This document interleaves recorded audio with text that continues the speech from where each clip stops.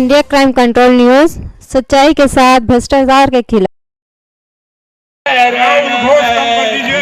नागर India crime control news से तो आज हम पहुंचे हैं मंगोलपुरी में, जो रिंकू शर्मा जी को आज श्रद्धांजलि देने की। नमस्कार, क्राइम कंट्रोल न्यूज में आपका स्वागत है। मैं हूं इंदर सिंह राजपूत। आज हम बजरंग दल के ऐसे नेता हैं जिनसे बात करवाऊंगा, आपका परिचय करवाऊंगा, और जो यहाँ पे रिंकू भाई करके जिनकी थेरेपी है उनसे क्या हुआ क्या नहीं बात करवाते हैं।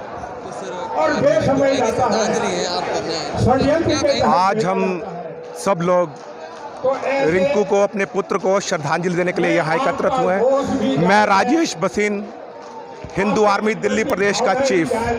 जिस प्रकार पिछले दिनों कुछ कथित जिहादियों ने, मैं कथित जिहादी कह रहा हूं, मैं सबको जिहादी नहीं कह रहा हूं, क्योंकि इस देश में मौलाना अब्दुल कलाम आजाद भी हुए हैं, एपीजे अब्दुल कलाम भी हुए हैं, कैप्टन अब्दुल हमीद भी हुए हैं, लेकिन जो गद्दार, जो वतन के द्रोही हैं, जो वतन के विनाश का कारण बनते हैं, मैं उनको कह रहा हूं, हमें इस्लाम से नफरत नहीं है, लेकिन हमें इस्लाम की विचारधारा से नफरत है।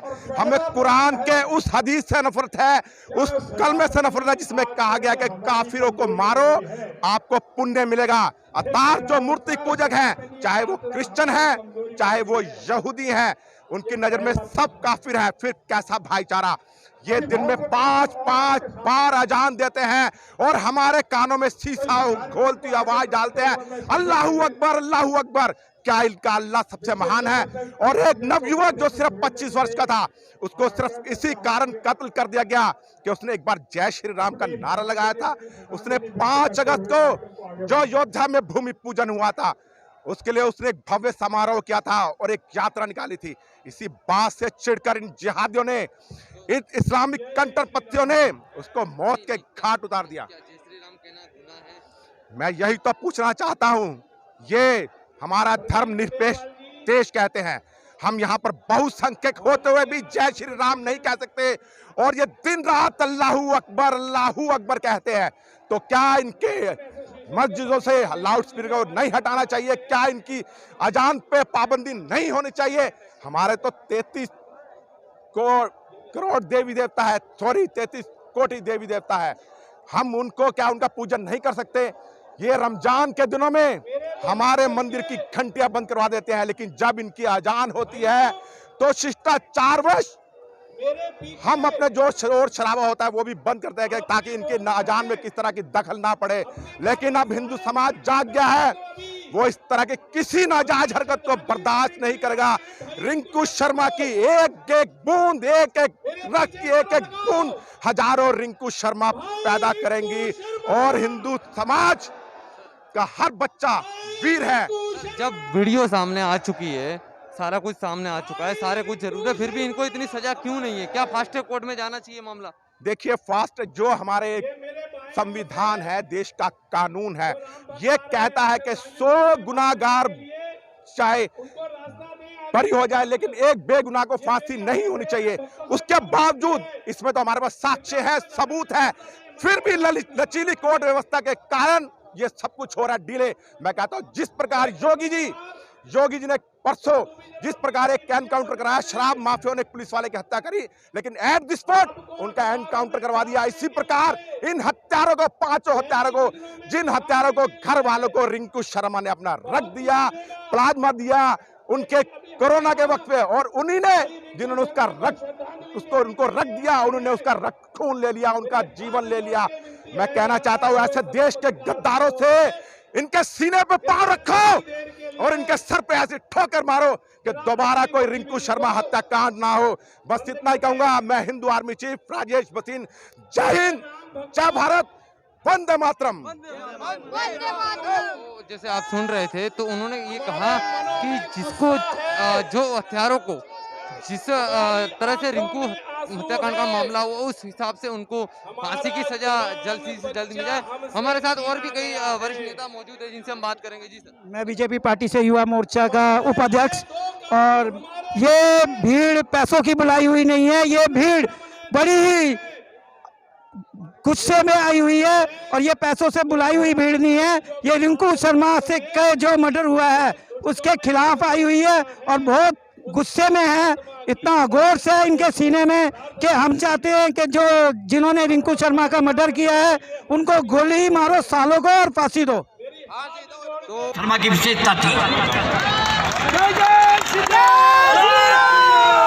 आज उसके परिवार के साथ हम सब खड़े हैं और परिवार एक चीज सुन ले कि आज हम सब उसके जो परिवार में रिंकू शर्मा चला गया है, कोई चिंता ना करे। हजारों मैं तो एक बात कहना चाहता हूँ, आपकी उम्र भी 50 के करीब होगी, रिंकू शर्मा की उम्र भी 24-25 के करीब थी। वो आपका बच्चा था, वो आपका बेटा था, एक हिंदू समाज का अभिनंदन था। अगर आपका बेटा जय श्री राम कहे और कोई उसको मार दे तो आप ये कहोगे कि आप भी झगड़ा है?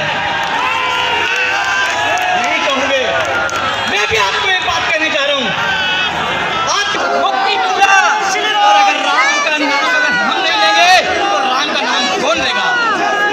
मैं आज इस मंच से एक ऐलान करना चाहता हूँ, हिंदू परिषद के अध्यक्ष कपिल खन्ना जी, सांसद महोदय, विश्व हिंदू परिषद एवं बजरंग दल के कार्यकर्ता बंधुओं, मुझे परसों रात्रि में दिल्ली से सूचना दी गई कि रिंकू शर्मा के हत्या के विरोध में बड़ी संख्या में रिंकू को श्रद्धांजलि देने के लिए ये जो युवा साथी भाई बहन आए हैं, हम सब रिंकू शर्मा को सत नमन करते हैं और उनको सादर नमन करते हैं। बोलना चाह रहे थे लेकिन स्थिति ऐसी हो गई है, समय भी कम है। समुदाय मत बोलो, मुसलमानों के द्वारा बोलो, समुदाय नहीं होगा। ये मुसलमान है, जिहादी है, सुअर के बच्चे, कट्टरपंथी मुस्लिम, फांसी दी जाएगी, गोली मारी जाएगी, समुदाय नहीं होगा। वो भी शायद बीच में है, यहाँ पर नहीं पहुँच पा। देखो ऐसा है, इस समुदाय के बारे में पूरा देश ही नहीं पूरा विश्व जान गया है कि कौन सा समुदाय है जो लगातार इस तरीके के कृत्यों में शामिल है। वो भारत हो, पाकिस्तान हो, बांग्लादेश हो, अरब हो, अमेरिका हो, जापान हो, रूस हो, जितने भी बम धमाके होते हैं वो इन मुस्लिमों के द्वारा होते हैं, जिहादियों के द्वारा होते हैं। जितनी हत्याएं हो रही है वो इनके द्वारा होती हैं। उसी की कड़ी में मंगोलपुरी के एक बहुत ही ऊर्जावान युवक जो श्री राम का भक्त था, जो समाज सेवा करता था, जिसने उस परिवार को भी खून दिया था, जिस परिवार ने आज उसकी हत्या कर दी, खून ले लिया, तो इन जिहादियों की मानसिकता ऐसी है। और उसी जिहादी मानसिकता का परिचय देते हुए उन्होंने रिंकू शर्मा की जघन्य हत्या की।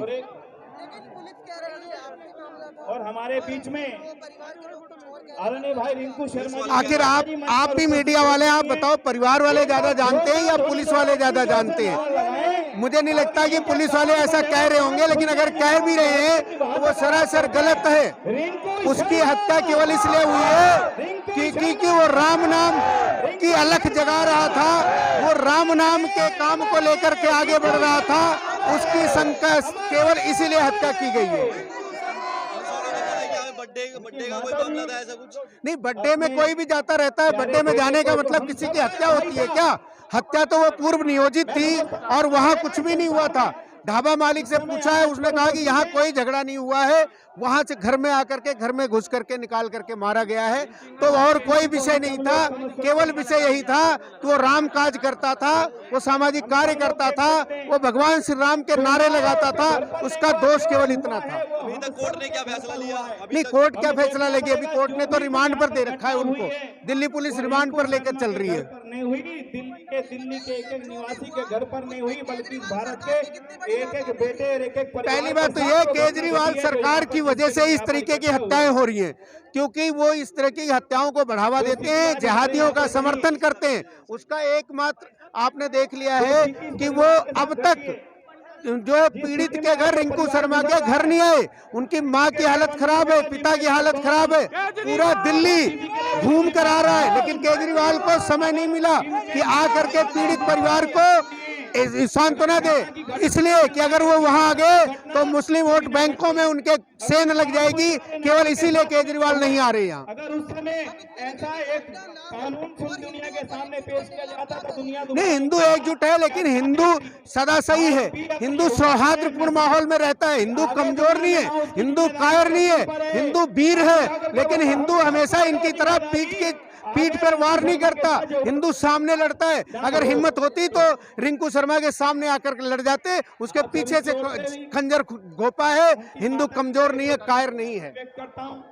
ये समाज पे खंजर घोंपा है, एक रिंकू शर्मा पे नहीं, पूरे समाज पर खंजर घोंपा है। जिस आदमी ने उसके परिवार को बचाने के लिए खून दिया, रक्त दान दिया, उसके साथ अगर ये व्यवहार है तो सोचो आप और मेरे साथ क्या होगा। आप सोचें, जिसका जीवन बचाने के लिए उसने जीवन में से अपना अंश निकाल कर अगर खून दान दिया है, उसके साथ ये व्यवहार अगर ये समाज करता है तो हमारा समाज कहाँ खड़ा होगा। वंदे मातरम कहते हुए मैं बात खत्म करता हूं, पर याद रखिए ये देश सबका है, ये हिंदू मुस्लिम सबका है, पर इस देश में रहना है तो वंदे मातरम, इस देश में रहना है तो, इस देश में रहना है तो वो अधिकारी अपना काम कर रहे हैं, हम लोग राम भक्त अपना काम कर रहे हैं। जो भी उच्च अधिकारी होता है उसका ये काम होता है कि द्वेष नहीं फैले, पर द्वेष फैलाया किसने। अगर ये आपसी रंजिश थी तो ये लाखों लोग आज सड़कों पे हैं, क्यों हैं? ये दिल्ली में नहीं, मंगोलपुरी में नहीं, ये पूरी देश का आक्रोश है। क्यों है? इसका जवाब आपने और हमारे मन से पूछें। रावण की लंका जलाने के लिए तैयार हो? रावण की लंका जल के रहेगी और रावण की लंका कम से कम दिल्ली में नहीं रहेगी।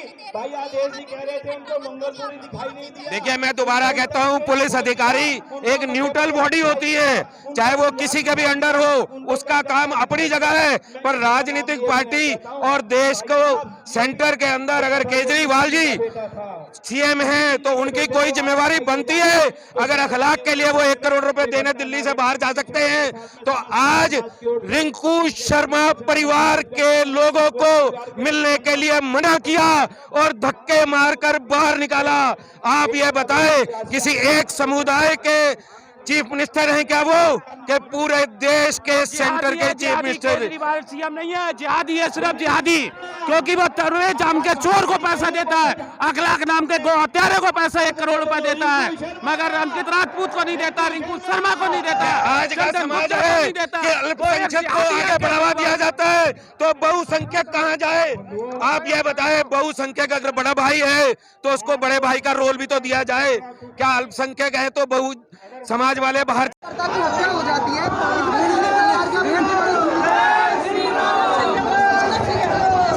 देखिए, यही सवाल आज हर किसी के मन में है कि दिल्ली के मुख्यमंत्री किन लोगों के साथ हैं।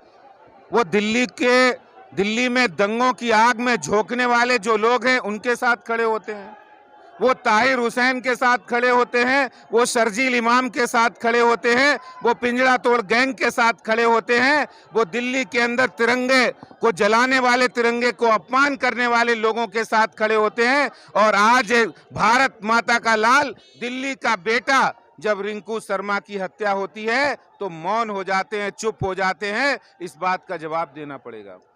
55 किलोमीटर दूर अखलाक के घर चले जाते हैं, बंगाल चले जाते हैं, मध्य प्रदेश चले जाते हैं अपनी राजनीतिक रोटियां सेकने के लिए, और 5 किलोमीटर दूर रिंकू शर्मा की याद नहीं आती है, उनको डॉक्टर नारंग की याद नहीं आती है, उनको अंकित शर्मा की याद नहीं आती, उनको ध्रुव त्यागी की याद नहीं आती है। और आज ऐसे लोग जिनको आज दिल्ली की जनता देख रही है, जो राम भक्त रिंकू शर्मा की मौत हुई है, हत्या हुई है, जो जघन्य हत्या और जो गद्दारी करके पीठ पर छुरा भोंक के हत्या हुई है, पुलिस ने उनको गिरफ्तार किया है। जो बचे हैं उनको भी गिरफ्तार करेगी। और साथ ही साथ मैं पुलिस से मांग करता हूं कि उनको फास्ट ट्रैक पर मुकदमा चलाकर इस मामले की सुनवाई की जाए और दोषियों को गिरफ्तार करके उनको शीघ्र के शीघ्र फांसी दी जाए। भविष्य में ऐसी घटना ना हो, इसके लिए हमें क्या करना चाहिए? इसके लिए हमें संगठित होना पड़ेगा, समाज को एकजुट होना पड़ेगा। इन जिहादी मानसिकता वाले लोगों के खिलाफ हमें समाज को, हिंदू समाज को एकजुट होना पड़ेगा। मीडिया वाले पता नहीं इतने आपस में। ये बताइए जिस तरीके से ये पूरी हत्या को अंजाम दिया गया, एक राम भक्त को, एक बजरंग दल के कार्यकर्ताओं को, इस पर दिल्ली पुलिस की और दिल्ली सरकार की कितनी बड़ी जिम्मेदारी आप समझते हैं? बहुत बड़ी जिम्मेदारी है। इतने घिनौने तरीके से ये कत्ल हुआ है। 12-14 लोग नज़र आ रहे हैं सीसीटीवी फुटेज में, लेकिन अभी तक 4-5 बंदे, पहले तो 4 थे, फिर मैं इधर आया, मीटिंग की, सीनियर ऑफिसर तो 5 हो गए।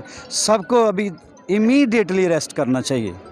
हंस जी, कल तक ये था कि दिल्ली पुलिस आपके लिए, आपके साथ हमेशा, लेकिन आज दिल्ली पुलिस है कि झाड़ू के साथ। हाँ, पता नहीं, के लिए नहीं, बहुत बुरी बात है, बहुत ही बुरी बात है। एक माँ का बेटा चले गए, एक घर का चिराग बुझ गया, उस माता का हालत देखो, माँ का हालत देखो।